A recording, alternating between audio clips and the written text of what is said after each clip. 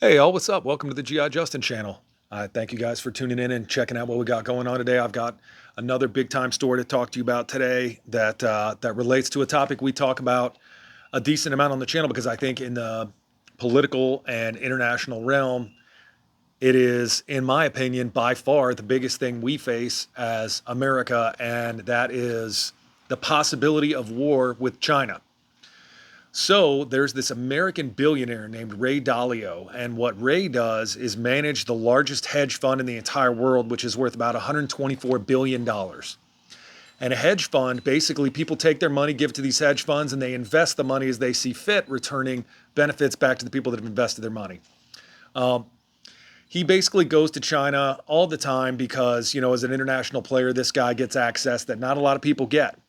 So he goes over to China, has a look around, and it turns out that when he comes back, first thing he wants to do is get on TV and get on every form of media that he can and say that the possibility of all out war with China could not be higher, that the scale of this threat is the largest threat that we see facing us in today's modern age.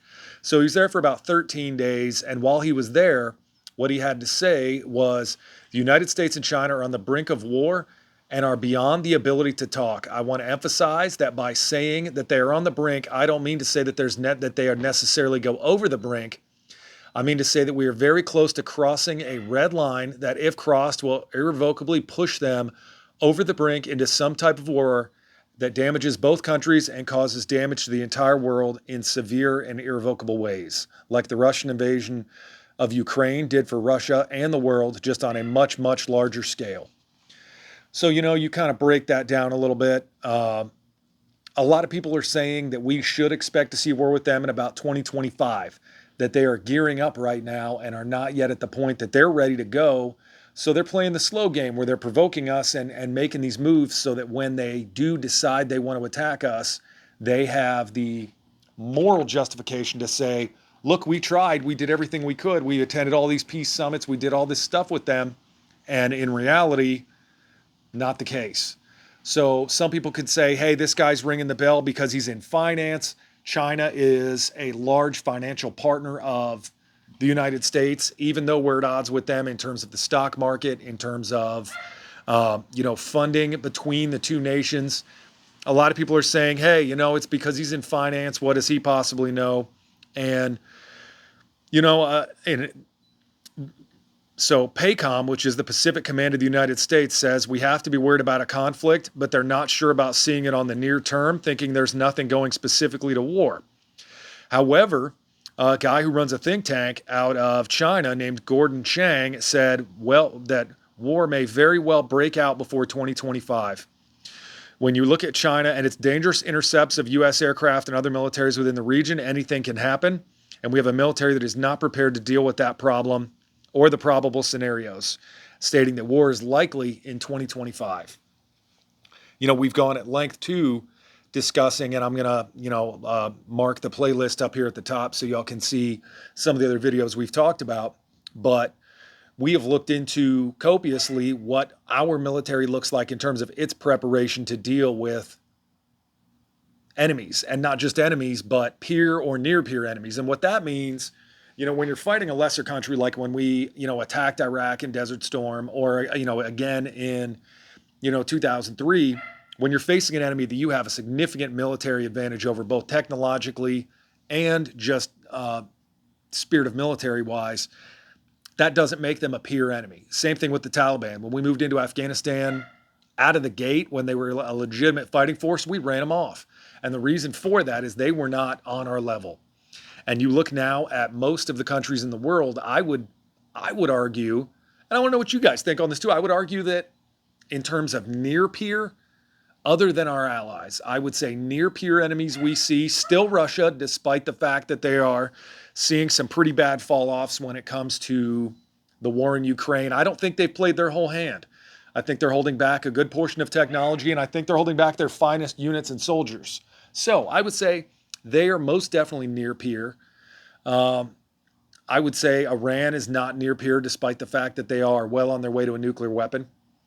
I would absolutely say China is, based on numbers and technology, probably peer. I would say that with the information they've stolen from us, and I'm telling you, if you Google their airplanes, helicopters, and tanks, it's super weird how American they look, right? Uh, Not by accident. And if you look at all this information, put it together along with the sheer numbers that they have, the largest military in the world, uh, you add all these things together, and what you see then is an enemy who, due to our lack of size, but perhaps our technological advantage, is probably on our peer level, uh, which is terrifying. I mean, we have been without a peer enemy since, most would say, probably the end of the Cold War in the late 80s. And that's because Russia disintegrated. Everything they had went to the countries that were surrounding it, where these military bases were all located from when they were the Soviet Union.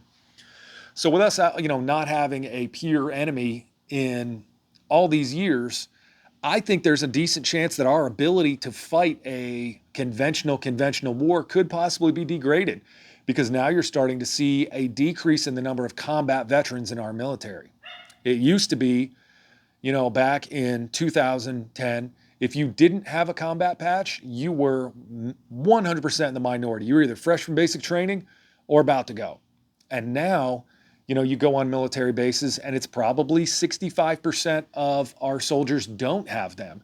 So, the lessons learned in combat can be easily forgotten. So the question becomes, does the technological advantage we have negate these things? Because, you've got Ray Dalio, you have some of these think tanks saying, hey, it's coming.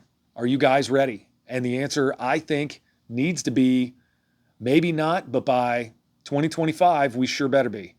And that's the question at hand, because there is the possibility that this guy is saying all of these things because of the amount of trade he does with China, and he sees fear and doesn't want to, through his fear, have our government put more restrictions on trade with China. So he's trying to ring the bell and say, hey, back it off, y'all. Don't do this with these guys.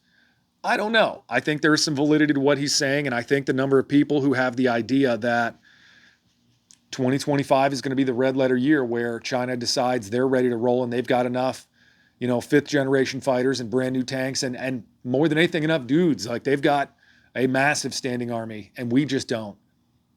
So quite a story. I think that I enjoy the conversation with you guys on these topics. So I'd like to keep having them more today. So thank you guys for all the comments. Thanks for liking the videos. And most of all, thanks for subscribing. There's going to be a little circle down here in the corner. It's got a little helicopter landing to some troops. That's actually me. Pretty cool, huh? So thank you guys so much for watching the channel, and I appreciate it. And you have an awesome day and a great weekend.